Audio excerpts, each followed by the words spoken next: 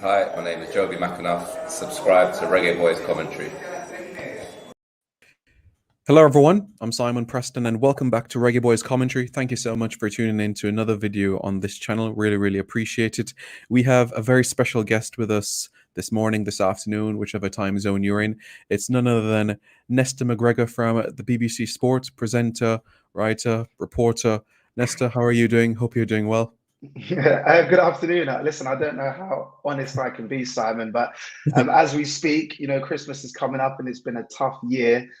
So I've been treated to a spa weekend. So if it sounds a bit echoey, and I feel like I should let the people, I'm actually in one of the dressing rooms of the spa hotel doing this, but anything for you, man. Really, really appreciate it, honestly. And just for the viewers can be aware, don't watch his accent. He was actually born in Jamaica. Were you trying to say that I've lost a patois? Just a little bit. Nah, but you're representing us very well over in England. Absolutely brilliant. So, keep up the great work. Just so people may be aware, how old were you when you left the island and to move over to England? Yeah, so I left Jamaica when I was aged 9, and I still remember it was like yesterday. My mum came and got me from school, and your father sent for you, and it was one of the days that will obviously kind of like live in my brain forever, because I just remembered thinking foreign was foreign, innit? It was the place paved with gold and gold even and opportunities. So I've been in England since. Obviously lost the accent, but my mum still lives in Jamaica. I try and visit the island as much as I can, and any chance I get to kind of reconnect with it, like, more than willing. And in terms of your family that is on the island, have you been able to stay in touch with them, especially during COVID and everything happening around them?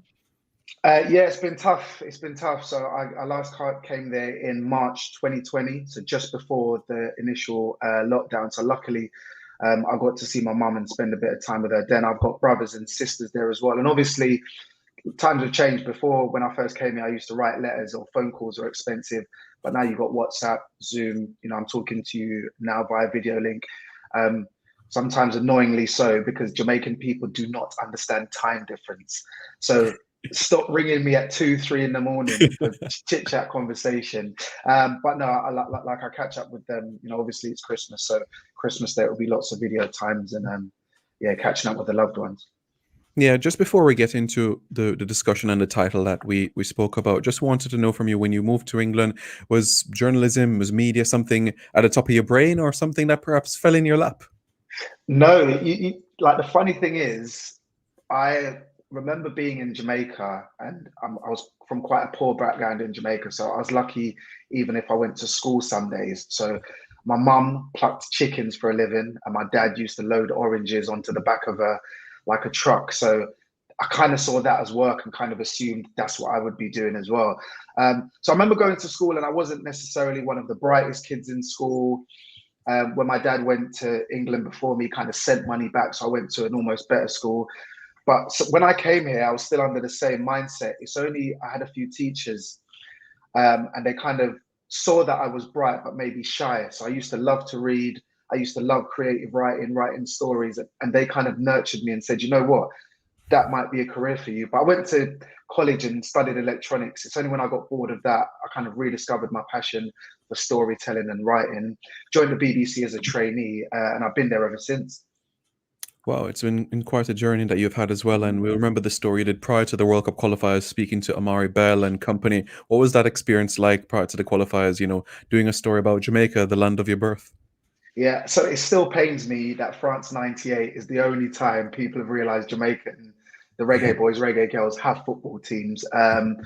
So I'm one of those people that honestly think Jamaica could have a very, very good football team. Like, we all know that a lot of the black players playing in the Premier League, Championship, whatever league in England, somewhere down the line have Caribbean parentage, not even just necessarily Jamaican.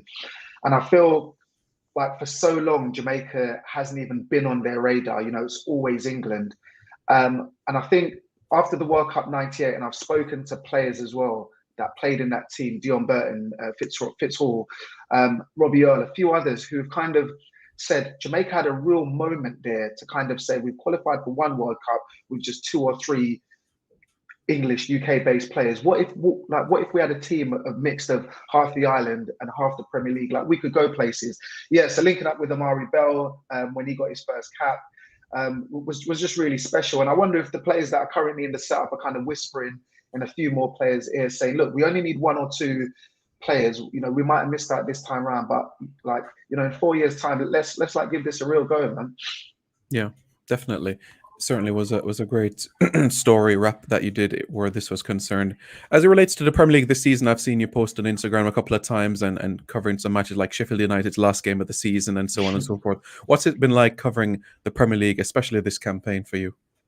Yeah, so really interesting. For those that don't know, I work for an arm of the BBC called Sport Gathering. So my job is to, on a daily basis, just go and cover stories and then share it out to the BBC, whoever wants to use it.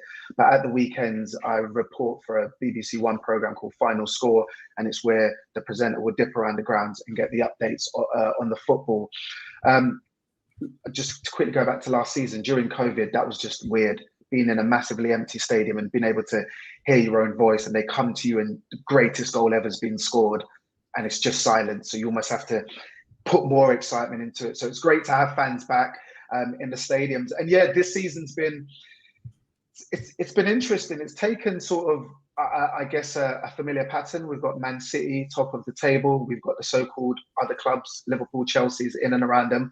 Arsenal surprised quite a few people, currently in fourth. But teams like West Ham as well have gone on like really, really good runs and, could be challenged. We've seen Manchester United struggle, Tottenham struggle, managers replaced.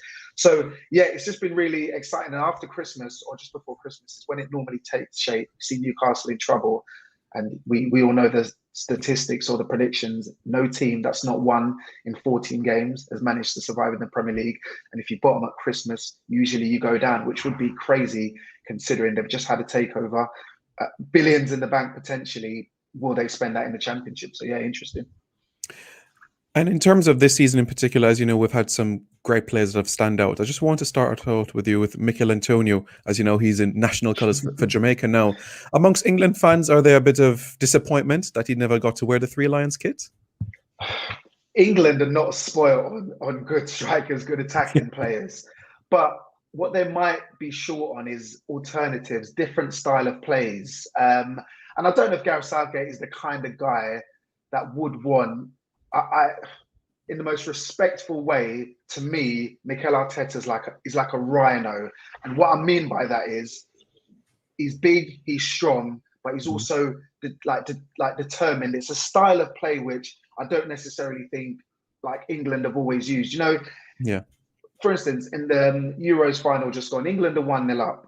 But all the plays forward, it's players running behind the ball. If you've got someone like Ivan Toney up front, you can play up to him, you can hold, he can come back, he can run channels, he can do sideways. Perhaps to me, he can do something different. So I think he would have been a good option for England. Whether or not England fans miss him, I mean, you just have to name the England strikers who can Foden, Sterling, Kane, Grealish, Sancho. I mean, no, no in short, but one man's trash is another man's treasure, so to speak. So for Jamaica, glad to have him. And he's already made a real impact. We obviously saw him score his debut goal, and how excited in him sharing it on social media, I thought was brilliant as well. Yeah, and if perhaps another reason why we've never seen Troy Deeney play for England as well, perhaps that style of physical, players that Gareth Southgate may desire. But in terms of other players that have stand out to you or caught your eye this campaign, is there any other ones? Yeah, well, a name that we both mentioned just before we started to speak, for me, Conor Gallagher at Crystal Palace. I've got a friend, Alex Howell, who his job is to, follow Crystal Palace for the BBC. So he's been to most games. And this guy, even last season at West Brom, we saw glimpses. But this season, I think he's been one of the standouts. On loan from Chelsea, he scores goals. He's sort of what you'd call a classic number 10. Gets forward, great on the ball, good vision, a real hunger. And I think confidence at the minute is what's key. Crystal Palace under Patrick Vieira are playing brilliant.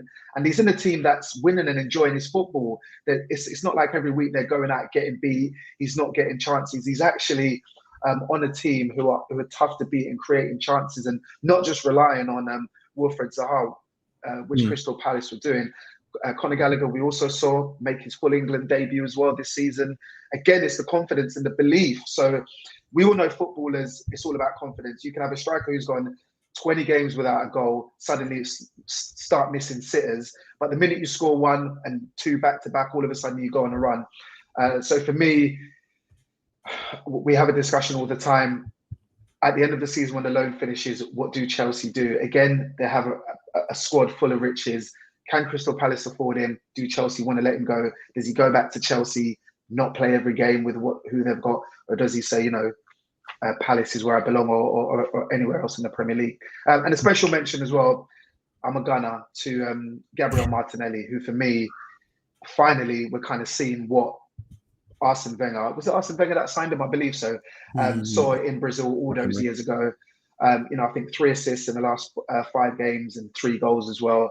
And just taking chances now, like, okay, I can play at this level. And I think that's when a player starts to believe in themselves, that's dangerous, because they start making runs and start doing things that just come naturally. And the next time he's in that position, it's muscle memory. I've been here before, I've done it. So for me, he gets a special mention too. And speaking about gunners, as you know, Emile Smith-Rowe, who was born to Jamaican grandparents, is an England player now. What a season he's having. I like it. You know the song, right? Him and the Saka song. I'm not a singer, but I can give you a little piece. All right, go on. Yeah. So it's, I like it, I like it, I like it, I like it. Oh, Saka and Emile Smith-Rowe. I'm definitely not a singer. That's fine. but yeah, for me, again, I remember him being on loan at Huddersfield and seeing him a few times, and he's in the Championship where, respectfully, the football isn't at the same level as the Premier League, so you won't get those 20-pass sequences. And you could see he was trying to do things which the players around him just didn't seem up to that level, or certainly even the defenders didn't allow, because the Championship, I think, is a lot more physical. But he's coming to Arsenal now. He seems relaxed. He seems like a footballer who's always played at that level. He's been left out of the squad the last 2 times, and then both times he's come on, he's got a goal. So for me, when you can make an impact like that as well, you become even more valuable, because you can be rested for certain games, or certain games that suit your performance better, you might be reintroduced. Again, made his England debut recently and did really well as well. I know it was only, was it San Marino or Gibraltar? Yeah, ridiculous score, whatever it was. So for me, sky's the limit for him. But I think importantly, we have a lot of youngsters at Arsenal who have one good season. We create YouTube videos showing them as the next Ronaldinho or Messi, and then all of a sudden they don't quite live up to it. And certainly in England, we have that quite a lot as well. So I'm praying that he just stays grounded, which it sounds like he's a very grounded guy. Mikel Arteta is very good at kind of nurturing players and not letting them get too big for their boots. Aubameyang. So really, really positive. Great at going forward. Probably not the best, the other side of the ball defending, which is why he doesn't get picked for all the games. But yeah, Smith-Rowe, good season thus far, man. We've got 4 or 5 months left, so long may it continue. Yeah. And speaking about players that have the Jamaican heritage, Jamaican roots that we've touched on a bit earlier, Ivan Toney at Brentford, Thomas Frank says he's the best penalty taker in England, Max Aarons at Norwich City. For you personally, do you think either or both have any chance of seeing an England kit in the future with a year to go before the World Cup? See, this is my thing about people committing during their prime rather than perhaps waiting until the England door is shut. Yep. So let's take it back to last season when Ivan Toney broke all sorts of records in the Championship, most goals scored, etc. To me, if England were going to pick him, because England have picked players from the Championship before, surely that seemed to me the best time to have picked him. Purple patch, scoring goals left, right, and centre, top goal scorer in the UK. He didn't get the call up. He's come to the Premier League. He's done well. He hasn't obviously been on the same sort of level, but it's a tough league. But he scored.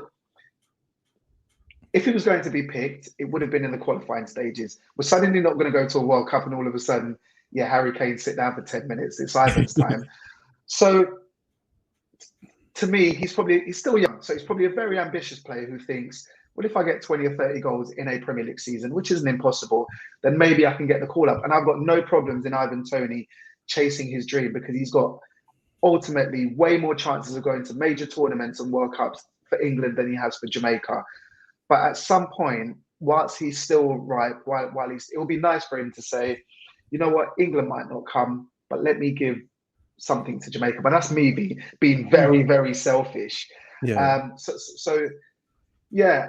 I've not heard Gareth Southgate directly kind of rule it out, which I guess is what kind of no international manager is going to say, I'm never going to pick that player. So there's always that chance.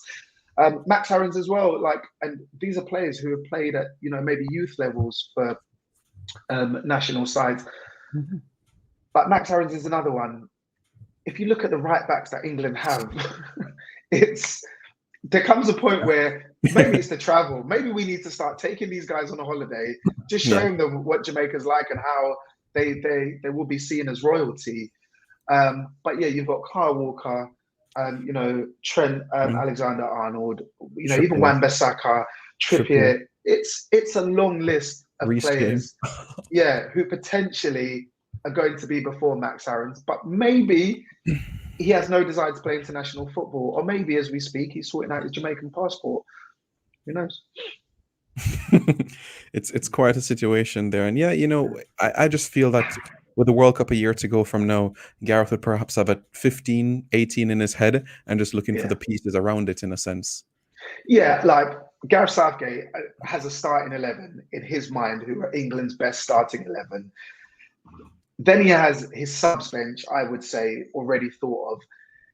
Even some backups. And then you've got, I reckon, at the most, maybe one place for someone to surprise us all and be picked for that squad. If we think about Theo Walcott, which World Cup was it? 2006 as a 17-year-old, and everyone kind of looked around and went, what? And he didn't get on, but the fact that he'd been picked was a massive thing. I think there's probably chance for one player to surprise us, but then Ivan Toney, Max Aarons, anyone else of Caribbean/Jamaican heritage, it's slim. I'd rather play the lottery if I was one of them than wait for a phone call from Gareth Southgate. But who knows? Who knows? For you, why do you think these players are perhaps not committing to Jamaica at the first opportunity or the first time that phone rings?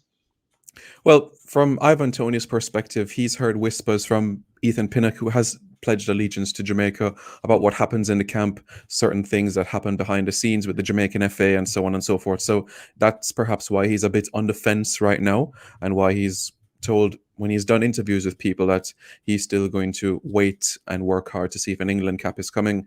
With Max Aarons, he said his focus is on trying to help Norwich avoid relegation from the Premier League. So I can understand that, and I'll be frank with you, Nesta. I don't think it's fair to force or change someone's viewpoints or opinion. I don't agree with running down somebody. I mean, your missus, you didn't run her down, did you? I sent her 1,000 DMs and turned up outside her work. No, I appreciate what you mean. So are we saying the Jamaican FA then, because we also know about the payment situation ahead of that story? I did remember there was rumours in the camp that players hadn't been paid for months, or certainly the Jamaican FA were getting a big bulk of the match fee money. We know they've like new manager. Are we saying the setup could be more attractive? Yeah, absolutely, it could. And you made a point about wanting the guys to come and see the island. The Jamaican High Commission in London can reach out to these players, give them a case of red stripe, give them a letter, just to make them feel and know their Jamaican heritage. Because many of them, perhaps it's their father's side that's from Jamaica. He might be passed away or got divorced from the mother or dead. And just to feel that rekindle feeling about the Jamaican heritage. Like Calvin Phillips, he doesn't know much about his Jamaican heritage. His dad is in Yorkshire in prison, so he doesn't know much about the Jamaican heritage. So just a way to make them feel. Well, I remember speaking to Fitz Hall, and he was telling me about World Cup '98 and how himself, I'm trying to get the names right, was it Frank Sinclair or maybe himself and two other players got on a plane, went to Jamaica, turned up I can't remember if it was the High Commission or the actual ground where they were training, and said, we're eligible, can we have a go? And it was literally them that had to instigate the original phone call. I know the Jamaican FA are a bit more proactive now that they're getting in touch with players, but yeah, sometimes you're right, sometimes maybe like the gears and everything is not in place, and I'd love to see a few of those players maybe on the board, or certainly part of the ambassadors for Jamaican football who can knock on these guys' doors, sit down and explain and say, look, one England cap is not equal to 50 Jamaican caps. Do you know what I mean? A World Cup appearance far outweighs 50 under 21 caps. So yeah, to me, maybe that's the discussions that could be having. And also this one cap rule as well. I think we've seen in rugby recently that you can switch nationalities. And I think if you're capped once for England, you can now change if it was like a non-competitive tournament. But I've seen so many players commit to England, both with not just Caribbean or Jamaican nationality, but anywhere in the world, and suddenly can't play anywhere else. So I think with the rules maybe changing around that, like we could see players eligible to play for other regions and nations as well. Yeah, Nesta, you've been absolutely brilliant so far. I just have one last question for you. It's been Jamaican fans are a bit curious about the situation with Mason Greenwood because we haven't seen him since that Iceland debacle. And Gareth Southgate, every press conference, has said, well, he's young, we're going to give him time. There could be a chance for Jamaica in some person's eyes, but in my view, I just think that he's just been out of the media spotlight until the World Cup. That's just my honest thought about the matter. Yeah, Mason Greenwood, and I used to play football, and I love football, and I watch lots of football, is one of those players that you would watch and go, if everything clicks, can be a top player. What we lack in world football in general are kind of two-footed players, let alone two-footed strikers.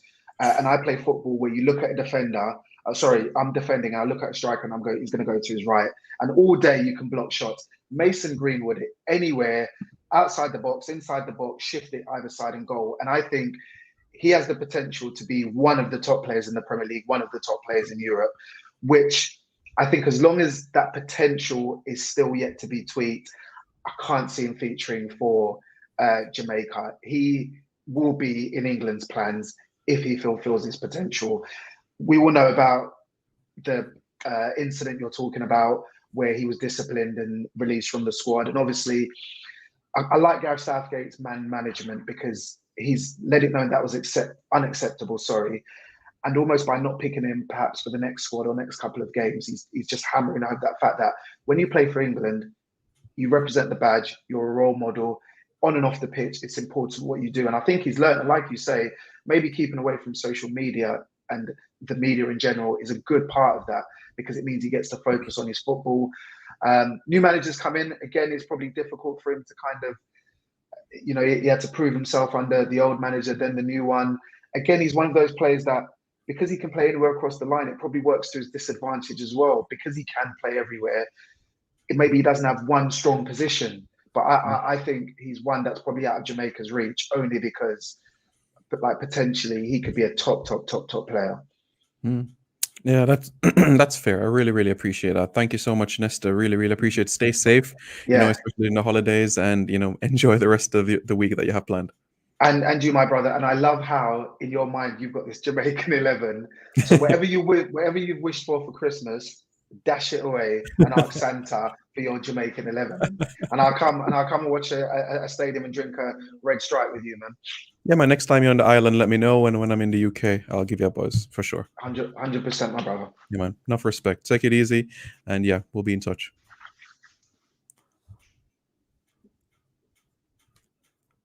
All right, guys, that was Nesta McGregor speaking with us on Reggae Boys Commentary. Don't forget to like, share, comment, and subscribe for more content on this channel. We'll be back.